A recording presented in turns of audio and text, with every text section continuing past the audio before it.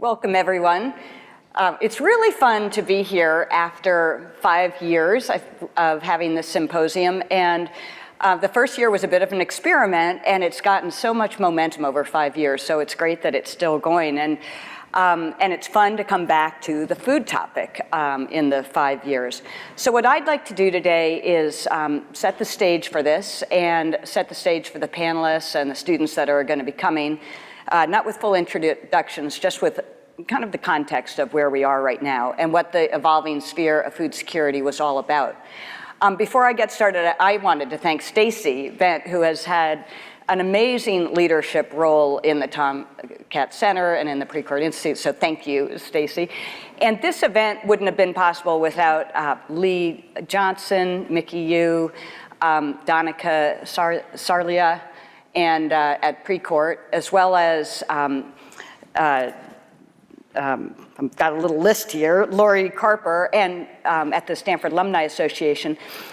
This is a fairly small list relative to the many, many people that have made this happen, and so I wanted to thank them, and then particularly thank my FSC team who keeps everything going for me and everyone else every single day, so thank you for that. So I'd like to get started. We're on to the evolving sphere of food security. So as was mentioned earlier, the evolving sphere of food security really came out of the first session when we were asked to say, you know, how is food connected with energy, water, climate, health, and national security? And we have been doing this as a community for quite some time. So it was really fun to launch the first symposium, and from that came the book. So I just want to talk to you a little bit about that. Food security as the centerpiece, at least in the beginning and still today, really involves a set of questions surrounding, first, on the supply side, can the world actually provide enough food to meet the growing demands now and going forward with population growth, with income growth, and the broad demands that that brings with it?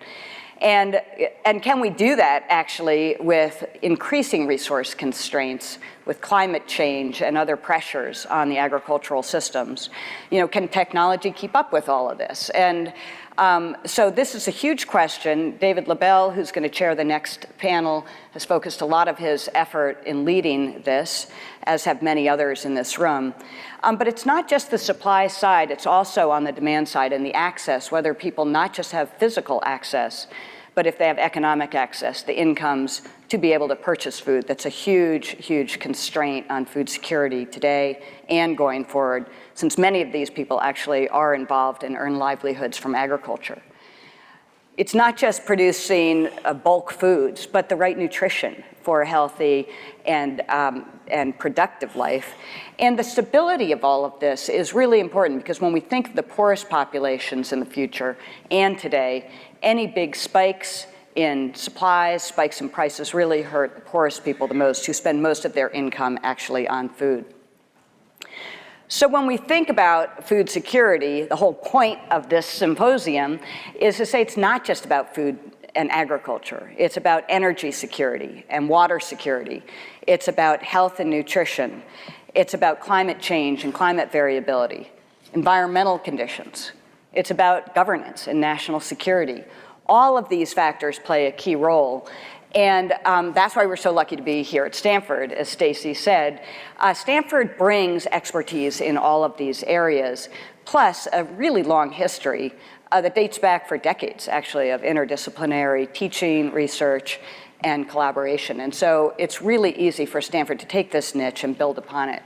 So when you look at this massive connections, you think, oh my God, you know, are you just going to describe all these connections? How do we make sense of this? How do we actually get a storyline out of this?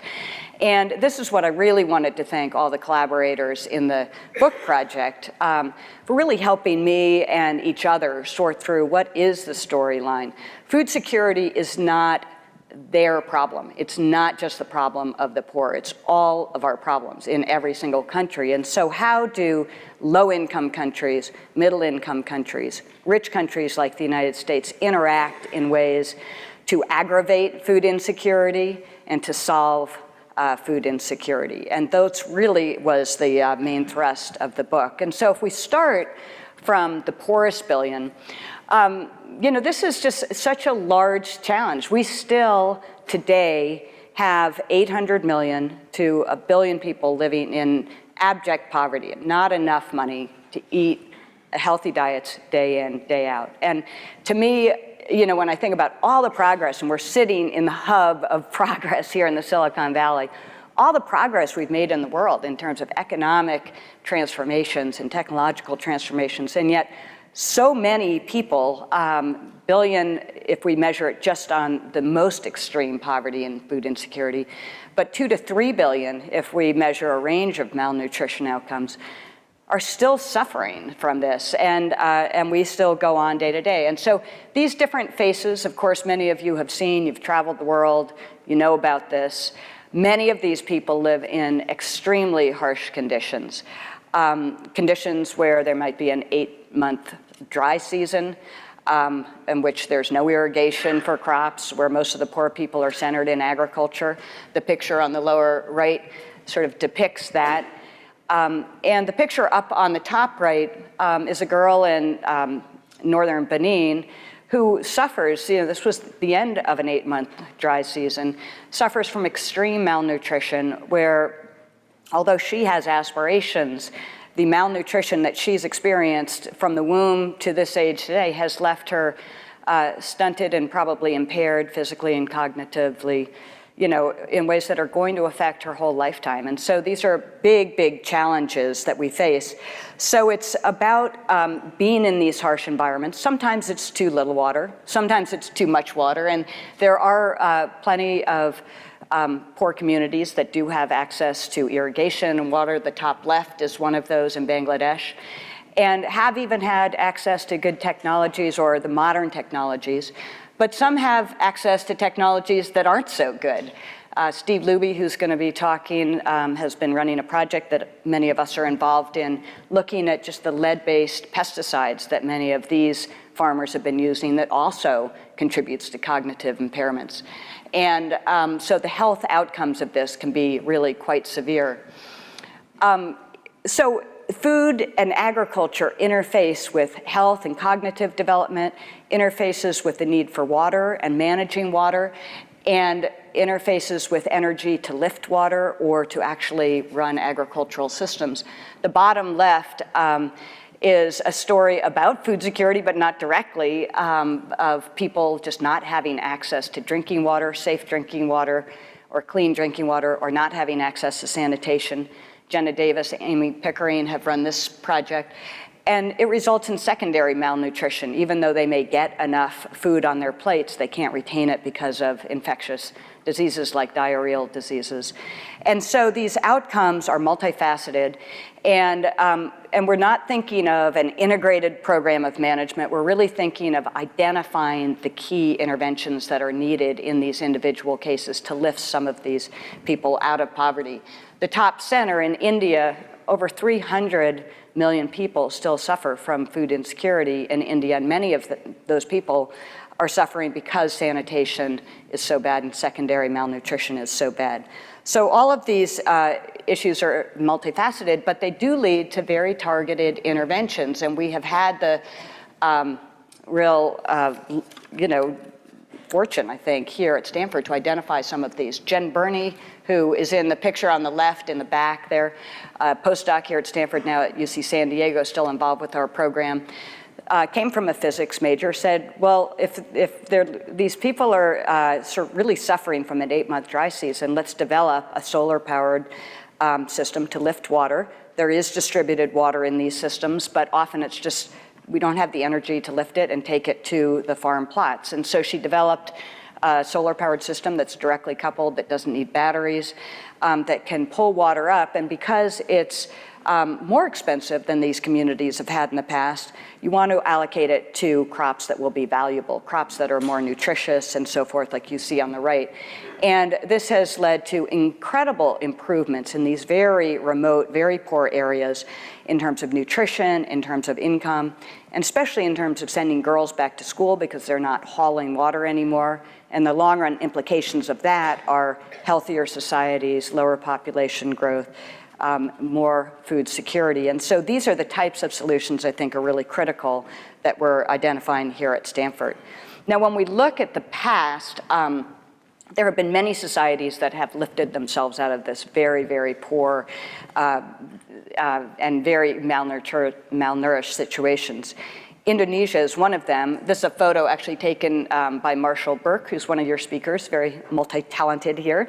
But Indonesia was one of the world's poorest populations in the 1960s, really abject poverty, but the government of Government Suharto, who many of you know is quite corrupt in many ways, really cared about rural development, really cared about investing in the right technology and inputs, fertilizer, water, and especially in policies that would lead to price stability for the poor. Wally Falcon has contributed in this area, but I think this is a really important chapter to say it's possible with the right commitment by governments in these countries, with the right combination of technology and resources to lift poor societies out of real food insecure situations.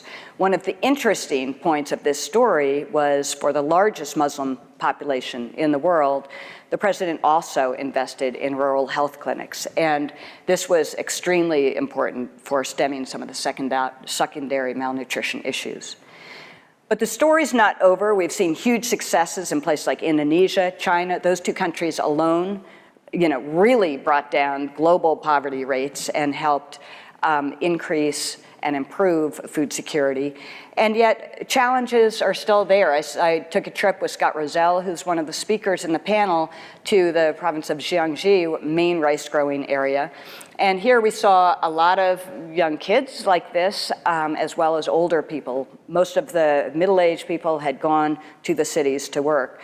And these people are well fed in terms of calories, as Scott will explain, but not so well fed in terms of the micronutrients that they need for cognitive development. And so China has these incredible challenges, and when we link it to some of those other circles, what China cares about is having food security for social stability there. And they will go to great measures to achieve that. And sometimes that means going into other countries for imports or developing agriculture in ways that affects food security globally or in other countries too. So a lot of spillover effects that you'll hear about in the next panel. Countries that have been successful and have moved from the lowest income to the middle income stage often have done it through the adoption of modern technologies for agriculture, with irrigation, fertilizers, and so forth. And like China, like Indonesia, they really have made enormous strides. On the other hand, they've also become more dependent on water resources for agriculture, like we see here in the United States. They have become more dependent on fertilizer, and in fact, the amount of fertilizer, nitrogen fertilizer used in the system, global system today, contributes more nitrogen that is fixed naturally. So we're really altering the whole biosphere here with our attempts to achieve food security. We had a long project in the Yaqui Valley of Mexico where actually the Green Revolution started back in the 60s and early 70s with Norman Borlaug, and an incredibly intensive agricultural system, and the technologies really spread from this location to a number of other developing countries. And what we were really aimed at here is to say, okay, we have this greater dependence on fertilizer, we have greater dependence on water.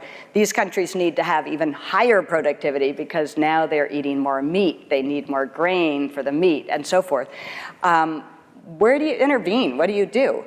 Pam Matson led this project in Mexico, and Peter Vitusik, who also works closely on this issue, have looked, and a number of others in this room, have looked at ways to actually have diagnostic tools that can actually help manage fertilizers, and precision agriculture helps manage water in ways that we can move forward with this. And so these are the types of strategies on the management side now that will become really important because we are dependent on water and we are dependent on fertilizer to meet the world's food needs.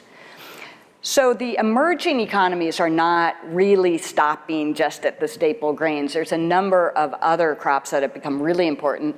The tropical oilseed revolution is a topic that several of us are working on now. You see on the left the soy that has been really expanding very fast in Brazil. Brazil is now rivaling the United States in soy production, mainly going for livestock feeds, 80%, and then the 15-20% for oils.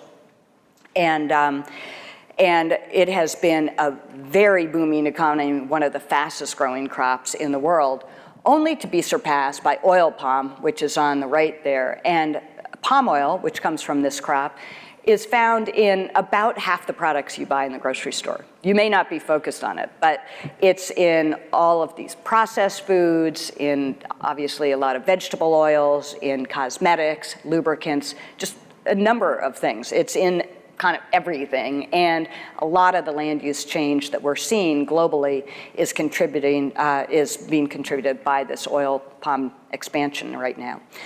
And so we think, okay, where is this leading? I mean, we need to have actually higher intensification and higher yields on existing land, but now we're spreading into forest land and so forth for these other crops. That is obviously having feedbacks to climate change in ways and biodiversity in ways that we really can't handle in an endless basis going forward. So finding ways and partnering with companies that are involved in this, there's a number of very important sustainability challenges and strategies that are being implemented right now on this. Most of this is used for food, but of course some of it is also being put in our gas tanks. And so here's another force, particularly as emerging economies expand and need more energy for transportation, that will put more pressure on our land. So wrapping up, it's not just the poor countries and the middle income countries, but of course it's right here where we're sitting too that contributes to the overall story that we're really looking at with food security. And one of our challenges now is this combination of obesity and malnutrition happening at the same time. I mean, in our country right now, there are at least 50 million people that are food insecure, that don't actually have enough food. The kids go to school, 1 in 6 kids are going to school without enough nutrition, and they too are not focusing on education. So we can be pouring investments in education, but if we're not pouring investments into nutrition at the same time, those kids just can't absorb the lessons that are taking place there. So we're in a very serious situation, even in our own country, and the irony is that the highest rates of malnutrition are associated with the highest rates of obesity in this country.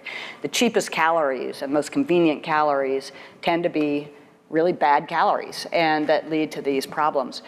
And it's not just here in the United States, although we have a huge problem of obesity that's leading to massive health costs in this country. India, I was talking to a friend last night, India has one of the highest rates of obesity now in the world, and I think the highest rates of cardiac problems in the world. And so a number of other countries, based on their sort of genetic and evolved genetic makeup too, really can't take in the kind of nutrition that we're spreading around the world. So the nutrition aspect now is becoming incredibly important. And from the United States point of view, when we think about our expenditures and policy and the political environment, we spend about $100 billion a year on our farm bill. The vast majority of that is actually in food stamps or this SNAP program. And so we really have to step back and say, don't we need to correct this and think about food and agriculture, food security right here at home? Of course, the spillovers from the United States to other countries are huge. So I'll leave you sort of with that interplay of countries and issues and different intervention points and ways to address the problem, but really with the main point in saying that we often just think the most poor and destitute societies are the ones with a problem, but it's really such a collective problem and such a collective challenge that we face. And luckily here at Stanford, we have a lot of great minds coming to that problem, so and great solutions. So I'm really happy to be involved in this and happy to be running the Center on Food Security and the Environment.